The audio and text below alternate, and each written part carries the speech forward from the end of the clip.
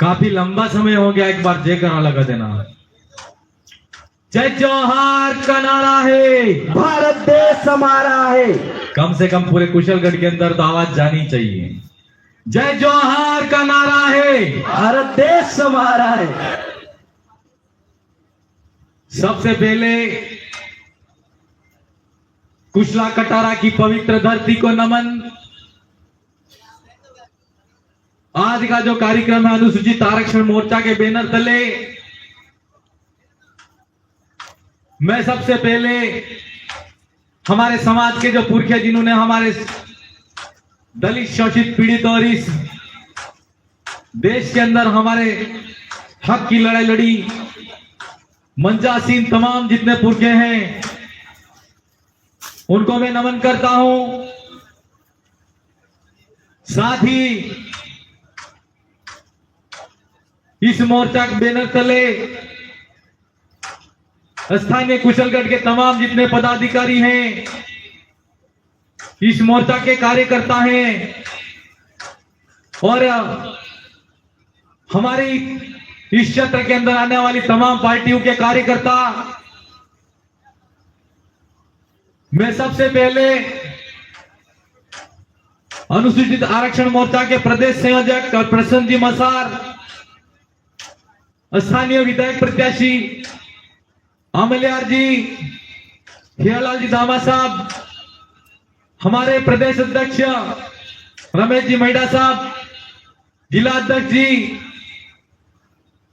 और साथ साथ हमारे संभाग तो नहीं बचा है पर संभाग अध्यक्ष जी बहन बबीता कश्यप जी, भील प्रदेश विद्यार्थी मोर्चा के भाई रवि भाई और स्थानीय तमाम जितने भी कार्यकर्ता इस पंडाल के अंदर मौजूद हैं, उन सबको और मेरी मातृशक्ति, मेरी बहनों, मेरे युवा साथियों, मैं सबसे पहले मेरी और मेरी विधानसभा की जनता की तरफ से आपका खूब खूब आभार जोहार अभिनंदन करता हूं।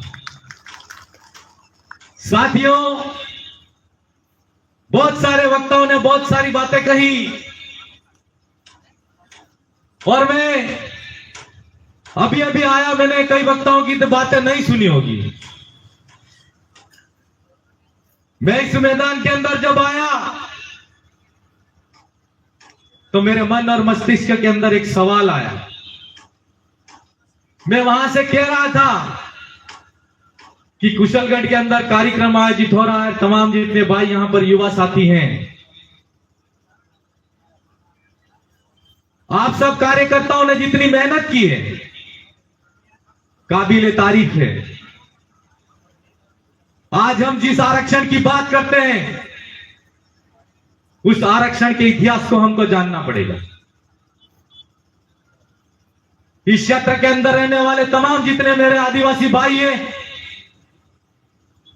उनसे मेरा कहना है, यह आरक्षण मोर्चा जो बैनर बना रखा है वह बिल्कुल सामाजिक है और इस पंडाल के अंदर जितने भी आरक्षण की मांग को लेकर लड़ने वाले भाई आए हैं और जितने भी जनप्रतिनिधि आए हैं, चाहे वो किसी भी पार्टी से आते हो, मैं उनका स्वागत और अभिनंदन करता हूं।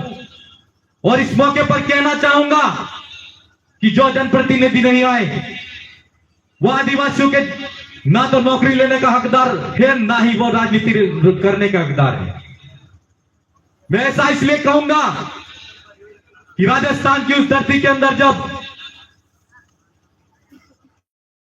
आपने देखा होगा कि जाटों और गुज्जरों ने आरक्षण मांगा तो ऐसे शांतिपूर्ण तरीके से, जैसे संवैधानिक तौर तरीके से हम लोगों ने मांगा है, ऐसे उन लोगों ने नहीं मांगा। 1000, 2000, 5000 लोग कार्यकर्ता जब इकट्ठे हो जाते हैं, या तो वो सड़क पकड़ते हैं या रेल की पटरी पकड़ते हैं। मैं सरकार को भी इस मौके पर कहना चाहूंगा कि गुज्जरों ने जब आरक्षण किया, आरक्षण की मांग की, तो उनके प्रत्येक, चाहे वो किसी भी कांग्रेस, बीजेपी, तमाम जितनी पार्टी से आने वाले जितने भी जनप्रतिनिधि थे, वो भी उनके आरक्षण की मांग के साथ में रेल की पटरी पर खड़े थे और कम से कम आरक्षण मांगा। तो उन्होंने आरक्षण की जो मांग की थी 5%, उस 5% आरक्षण की मांग के लिए वहां पर 200 से 250 लोग अपने प्राणों की आहुति देकर ये दुनिया छोड़कर चले गए, फिर भी 5% आरक्षण उनको नहीं मिला। ऐसे आरक्षण मिलेगा क्या? नहीं मिलेगा। प्रदेश अध्यक्ष कह रहे थे हम आरक्षण की मांग करते हैं। मैं इस मौके पर यहां पर हूं और कहना चाहूंगा कि भारत के संविधान के अंदर जो आदिवासियों को और अनुसूचित इलाके के अंदर जो अधिकार दे रखे हैं, उसी अधिकार के माध्यम से और संवैधानिक तौर तरीके से हम इस क्षेत्र के अंदर जो आरक्षण की मांग कर रहे हैं, हम कह रहे हैं आरक्षण की मांग नहीं कर रहे हैं। हम आरक्षण भीख में नहीं चाहते, हम आरक्षण हमारा हक और हमारा अधिकार है, उस अधिकार के तौर तरीके से ही हम आपसे मांग रहे हैं। आप सब साथियों को समझने की जरूरत है। आरक्षण आज हमारे घर घर गांव गांव के अंदर अब हम देखते हैं, बड़े बुजुर्ग कई माताओं बहनों ने हमारे उनके गले के हार, उनके जो जेवरात थे वो गिरवी रख के बच्चों को बीए बीएड करवाया, पढ़ाया। खुद मेहनत मजदूरी करते अहमदाबाद जाके उन्होंने तगारी उठाई, फावड़ा उठाया। अपने शरीर को इतना कष्ट के देने के बाद में किसी भाई ने बीए बीएड की होगी और इतनी पढ़ाई करने के बाद आज जब देखते हैं तो यहां का भाई बेरोजगार बैठा हुआ है, उसको ये पता नहीं है, वो कलम और कॉपी लेकर अपना समय देते हुए इंस्टीट्यूशन के अंदर जाता है, पढ़ाई करता है। माँ बाप घर पे रहकर और यहाँ अहमदाबाद जाके मजदूरी करके उस बच्चे को पढ़ाते हैं और ये सपना देखते हैं कि मैंने 15 साल 16 साल 20 साल की उम्र तक मेरे बच्चे को पढ़ाया, मेहनत किया, खुद ने मेहनत किया। बच्चे ने बाहर घर से बाहर रह के किसी अच्छे संस्थान में जाकर अच्छी ज्यादा फीस देकर पढ़ाई की, लेकिन बदले में क्या मिल रहा है उसको? बदले में बेरोजगारी हाथ आ रही है, बस बदले में हमको मजबूरी हाथ आ रही है। आज परीक्षाएं जितनी हो रही हैं, उन परीक्षाओं के अंदर भी पारदर्शिता नहीं बची है।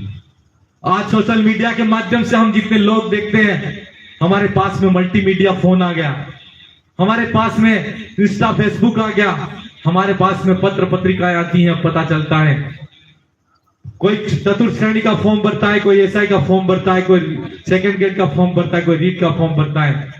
और फॉर्म भरने के बाद में 12 महीने 24 महीने मेहनत करने के बाद में जब परीक्षा की घड़ी आती है, उसी शाम को जब पेपर दे के आदमी वापस आता है, दूसरे दिन पत्रिका के अंदर आता है कि पेपर लीक हो गया। ये बातें आज हमारे सामने आ रही है। ये बातें हमारे सामने आज इसलिए आ रही है क्योंकि हमारे पास में मल्टीमीडिया है। आप ये बात जान सकते हैं और समझ सकते हैं कि आज डिजिटल दुनिया के अंदर हमको अब पता चल रहा है, जब इस देश के अंदर ना तो डिजिटल आधार कार्ड था, ना ही डिजिटल पेपर था, ना होम शीट थी, उस जमाने के अंदर इन लोगों ने कितने लोगों को हमारे हक अधिकार की नौकरियां देकर नौकरी लगा दिया होगा। वो बात चली गई, हमने सहेली बात अलग है। 5% आरक्षण के लिए गुज्जर लोगों ने रेल की पटरियां उखाड़ी है। मैं कुशलगढ़ की, कुशला कटारा की इस पवित्र धरती से आप सब कुशलगढ़ के तमाम जितने बेरोजगार साथी हैं इस पांडाल के अंदर मौजूद हैं, सोशल मीडिया के माध्यम से अगर हमारी बात को सुन रहे हैं, मैं उन सब से आह्वान करना चाहूंगा और कहना चाहूंगा कि इस चाहे सरकार किसी की भी बने, लेकिन इस क्षेत्र के अंदर अनुसूचित इलाका आदिवासी बाहुल्य इलाका है। 70 से 75-80% जनसंख्या आदिवासियों की बनती है। 244 अनुसूची के अनुसार यह 5वीं अनुसूची का इलाका है। इस इलाके के अंदर आदिवासियों को जो आरक्षण दिया गया है, 2013 के अंदर जो अधिसूचना काला कानून बना, 2016 के अंदर अधिसूचना बनी, एक के अंदर सद्भावी डाल दिया, दूसरे के अंदर स्थानीय डाल दिया। कभी उन लोगों ने शब्दों का खेल करके हमारे आदिवासियों के आरक्षण के साथ में छेड़छाड़ी करने का काम किया। आज इस क्षेत्र के अंदर 5% आरक्षण एससी को दिया जा रहा है और 45% आरक्षण एसटी को दिया जा रहा है। 50% आरक्षण ओपन करके अप्रत्यक्ष रूप से हम लोगों को जो आरक्षण का हक है वो छीना जा रहा है। अगर इसी तरह बर्दाश्त करते रहेंगे, सहते रहेंगे, माँ बाप तगारी उठा के अहमदाबाद जाके मेहनत करते रहेंगे और हम बीए बीएड अच्छी करने के बाद में अच्छे इंस्टीट्यूशन में जाके तैयारी करते रहेंगे, मात्र हमारे हाथ में मेहनत आएगी, तैयारी आएगी, लेकिन नौकरी हमारे हाथ नहीं आएगी। ये मैं आप सबसे कहना चाहूंगा। साथियों, इस लड़ाई को हम सबको मिलकर लड़ना है। मैं यहाँ स्थानीय जितने भी जिस पार्टी से पूरे कुशलगढ़ के अंदर जितने भी स्थानीय जनप्रतिनिधि आ रहे हैं, हम उनसे भी कहना चाहेंगे कि अनुसूचित इलाके के अंदर हम लोगों को जब नौकरियों के अंदर आरक्षण दिया जा रहा है तो हम 45% का जो आरक्षण है वो आरक्षण कहीं ना कहीं हमारे आदिवासियों की नौकरी से हमारे युवाओं को मौका नहीं मिल पा रहा है। हमारे आदिवासियों को आने वाले समय के अंदर भी इसका फायदा होगा। मैं केंद्र की सरकार हो चाहे राज्य की सरकार हो उसको भी कहना चाहूंगा और पूरे टीएसपी क्षेत्र के अंदर अगर हम इस मुहिम को लड़ना पर आह्वान करना चाहूंगा, इस लड़ाई को लड़ना है तो जिला स्तर पर से लगाकर जिला स्तर पर आंदोलन करने से पहले पूरे टीएसपी क्षेत्र के अंदर जितने भी ब्लॉक पड़ते हैं उन तमाम ब्लॉकों के अंदर ये ज्ञापन देना चाहिए और सरकार के सामने हमारी मांग को बुलंद करना चाहिए। आज लंबे समय से हम लोग मांग कर रहे हैं कि पूरे राजस्थान की 12% जनसंख्या % आरक्षण दिया जा रहा है और अनुसूचित इलाके के अंदर 6.5% अलग राज्य का जो आरक्षण है वो मिलना चाहिए राज्य अधीनस्थ सेवाओं में। कांग्रेस की सरकार गई, हमारी बात को नहीं सुना। बीजेपी की वर्तमान सरकार है, हमारी बात को नहीं सुनेगी और इसलिए नहीं सुनेगी कि 70 से 75% जनसंख्या जो हमारी आदिवासियों की है, सरकार दिल्ली में बैठने वाली और राज्य में बैठने वाली जान कि ना तो कभी आदिवासी एक होकर एक जाजम पर एक मोटे बोलेगा और ना ही हमारी जो मांग है वो सरकार तक पहुंचेगी। मैं तमाम साथियों को कहना चाहूंगा और तमाम जितने जनप्रतिनिधि हैं जो चुने गए हैं उनसे भी मेरा निवेदन है कि हमारी इस लड़ाई के अंदर साथ दें। हमारी लड़ाई किसी से नहीं है। इस मौके पर मैं उनसे भी कहना चाहूंगा कि सामाजिक लड़ाई की इस मुहिम के अंदर हमारा साथ दें। आज अगर सरकार के अंदर इस क्षेत्र के अंदर 70% का है, वो अगर एक मुख के अंदर एक स्वर के अंदर हम आवाज बुलंद करें, जयपुर के अंदर बैठने वाली सरकार के भी कान के पर्दे खुल जाएंगे। लेकिन एक मुख के अंदर एक स्वर के अंदर हम जब बोले तो सही। आज रीट के अंदर जितने भी पद आए, चतुर्थ श्रेणी के अंदर जितने भी पद आए, 45% के अंदर जनसंख्या के आधार पर हमारे पद था। इतना आरक्षण हमको मिला नहीं मिला। उन सीटों के अंदर भी गालमेल कर दिया और आज यहाँ का स्थानीय जितना भी पढ़ा लिखा बेरोजगार साथी है वो आज भी रूमों के अंदर, कहीं बांसवाड़ा के अंदर कोई साथी होगा, कहीं कुशलगढ़ के अंदर बैठा होगा, कोई जयपुर के अंदर बैठ के पढ़ाई कर रहा है। अरे भाई मेरे जब 45% आरक्षण है उसकी भी सीटें हम सबको सही नहीं मिल रही है, उसका भी हमारे लोगों को फायदा नहीं मिल रहा है और उसके अंदर भी कार्मिक विभाग के द्वारा जो नोटिफिकेशन जारी होता है, जो सीटें आवंटित होती हैं उसके 45% के अनुपात के अंदर हमको सीटें आवंटित नहीं हो रही है। कौन लड़ेगा इसके लिए? कौन बोलेगा इसके लिए?